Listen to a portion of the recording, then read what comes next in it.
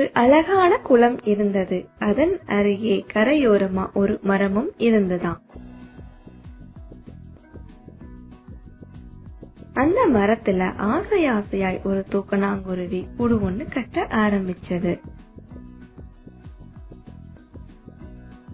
தன்னோட முழு திறமையையும் உழைப்பையும் வெளிப்படுத்தி அழகான ஒரு கூடு கட்டி முடிச்சதாம் அந்த தூக்கணாங்குருவி.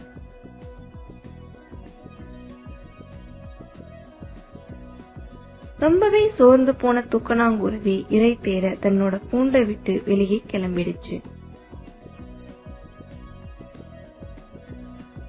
அந்த நேரம் பார்த்து ஒரு எலி அந்த கூண்டுக்குள்ள போயிருச்சு.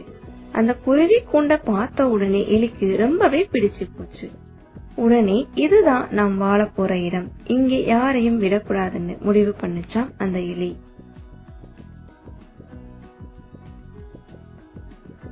இரை தேடி போன தூக்கணாங்குருவி அது தன்னோட கூட்டுக்கு திரும்பி வந்ததாம்.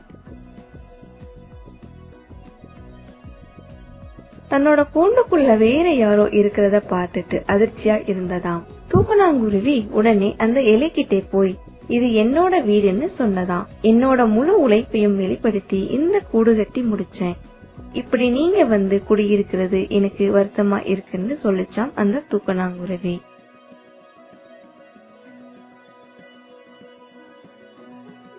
எலியானது இல்ல, இந்த இடம் எனக்கு ரொம்பவே பிடிச்சிருக்கு, இனிமே இங்கதான் நான் தங்க போறேன், நீ வேற இடத்தை பார்த்துக்கோன்னு சொல்லிச்சான்.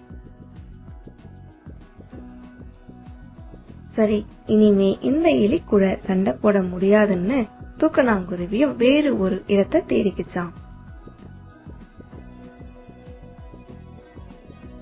ஒரு நாள் புயலும் காத்தும் மழையுமா பெய்ய ஆரம்பிச்சதாம். அந்த நேரத்துல எலி தங்கியிருந்த அந்த கூடு உடைஞ்சு ஆத்து தண்ணியில விழுந்துருச்சான். எலியும் தண்ணியில மூழ்கி மூச்சு விட முடியாம தவிச்சது. இதை கவனிச்ச அந்த தூக்கணாங்குருவி எலிய கூண்டோட ஆத்தங்கரைக்கு கொண்டு வந்ததாம்.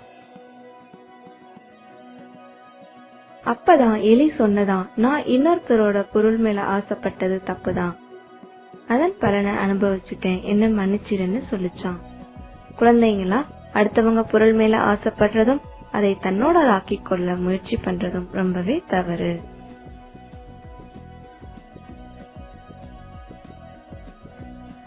இது மாதிரியான வீடியோவை பார்க்கணுமா? அப்படின்னா எங்க கிட்ஸ் சேனலை சப்ஸ்கிரைப் பண்ணுங்க.